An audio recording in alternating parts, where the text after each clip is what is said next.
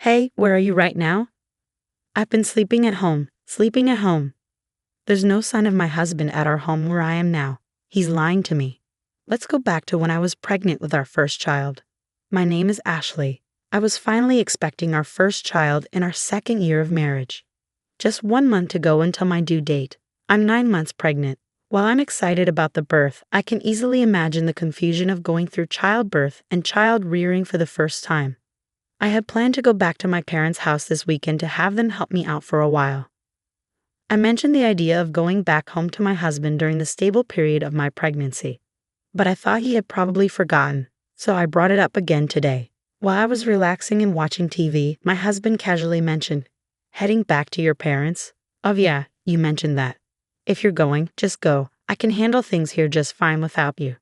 I was shocked by his dismissive tone, but I didn't want to argue, so I decided not to argue back. "Well, I'll be going back this weekend.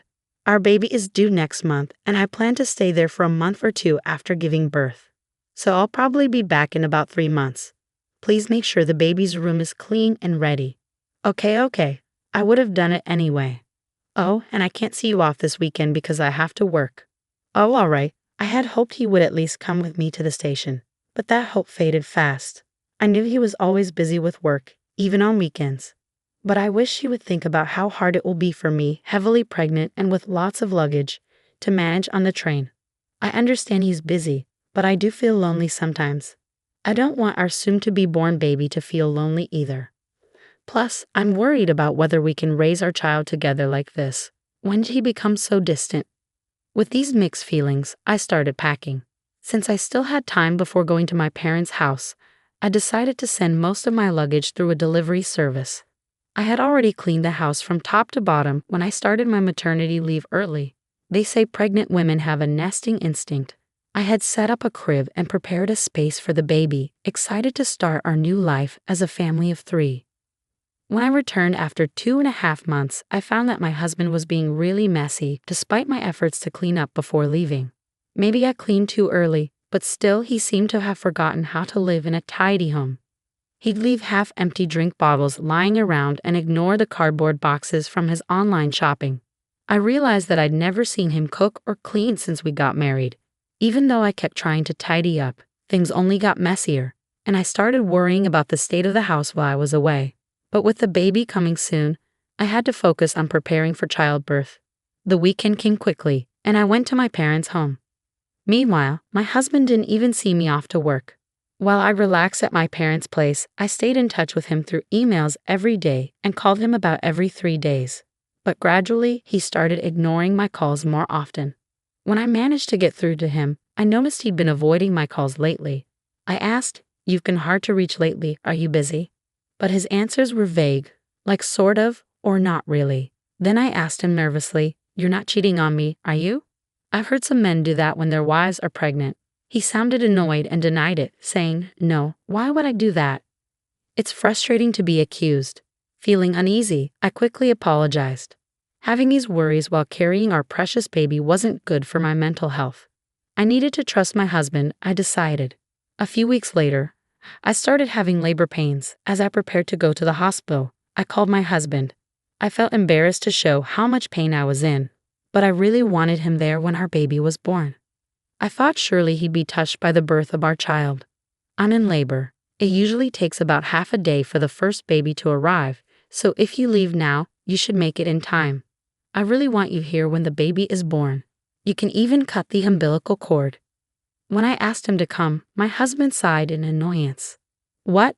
You want me to come by train right now?" "Sorry, I'm tired too, I can't. I have work tomorrow." I was shocked. "Are you still talking about work at a time like this? Our baby is being born. Isn't our child more important than work?" He snapped back, "Stop it. My job can't be replaced. This is a once-in-a-lifetime moment, I know. But my work is crucial. If I don't do it, it won't get done. Can't you understand?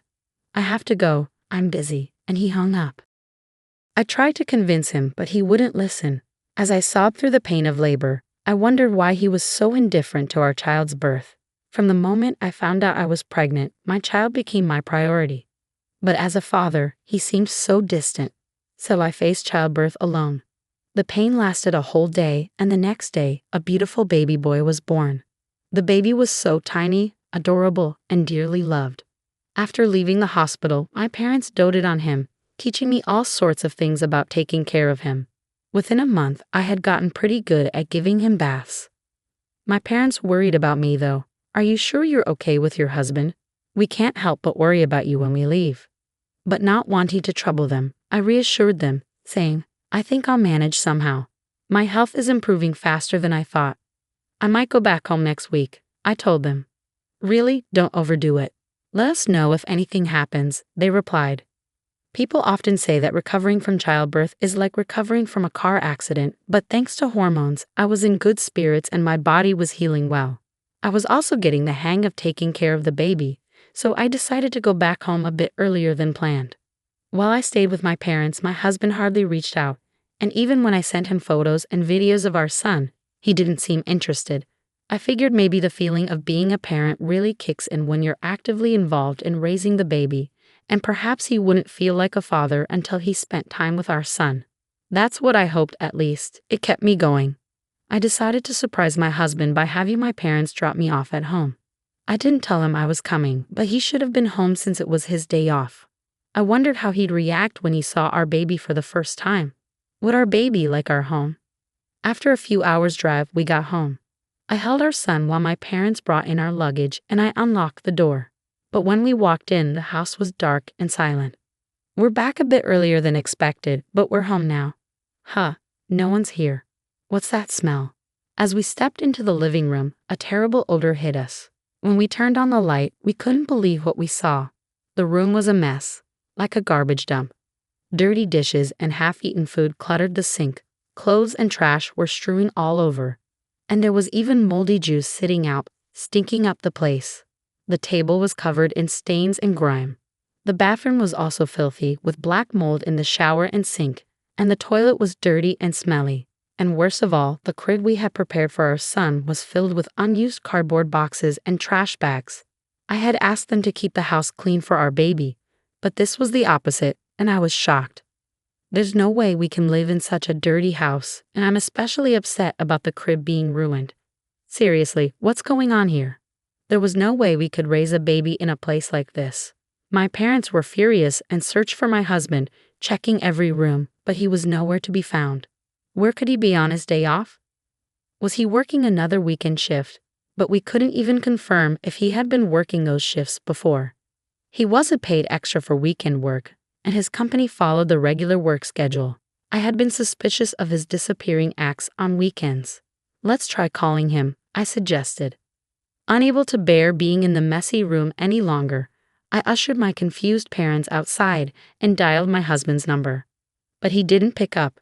Finally, after the third attempt, he answered. "Hey, where are you?" I asked. "I'm at home," he replied. "Why?"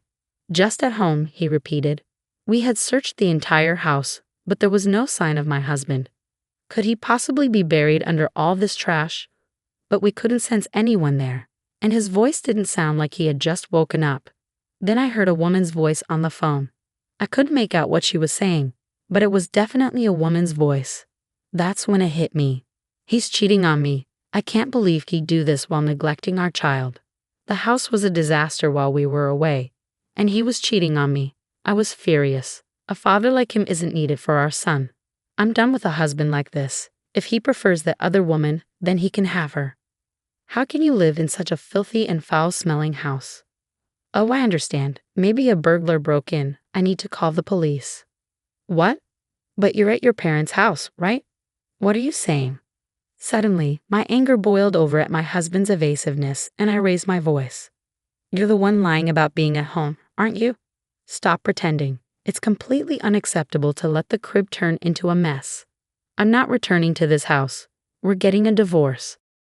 I ended the call abruptly and quickly reported to the police about the supposed burglary, intending to confront my husband.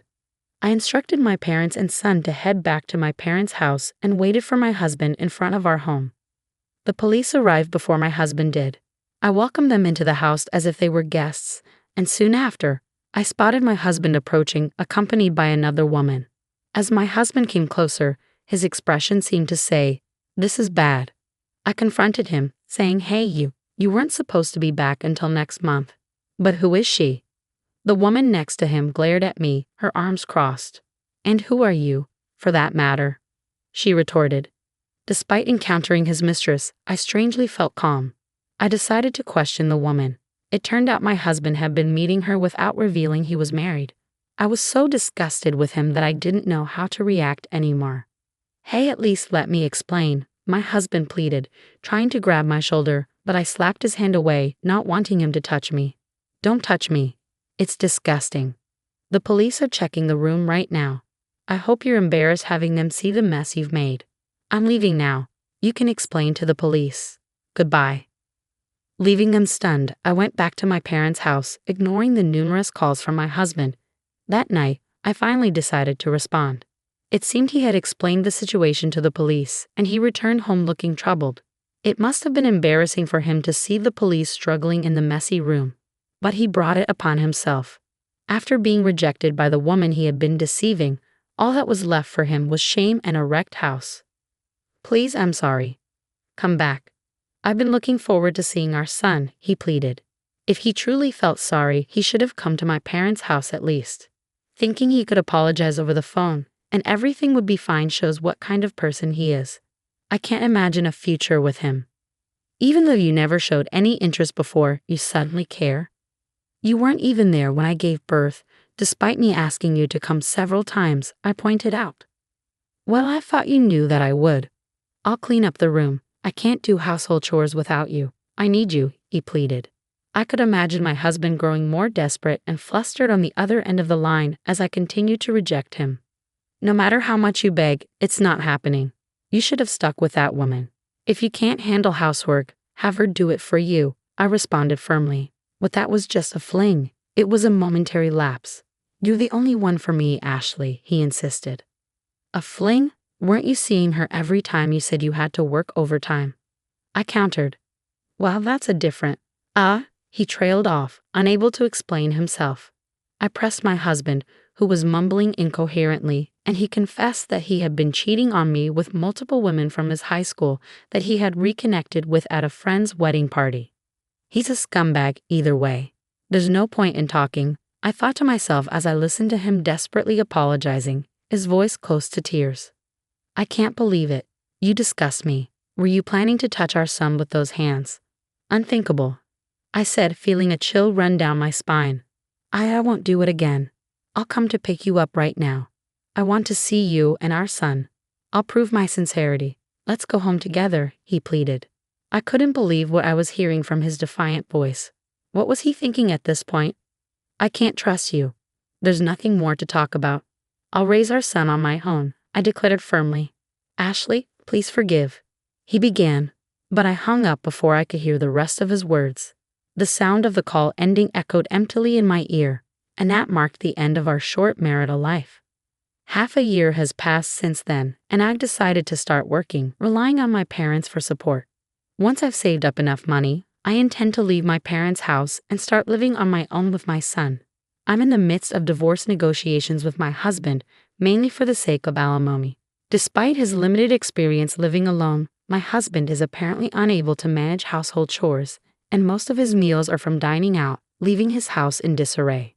However, that's no longer my concern. I will do my best, showering my son with abundant love and care.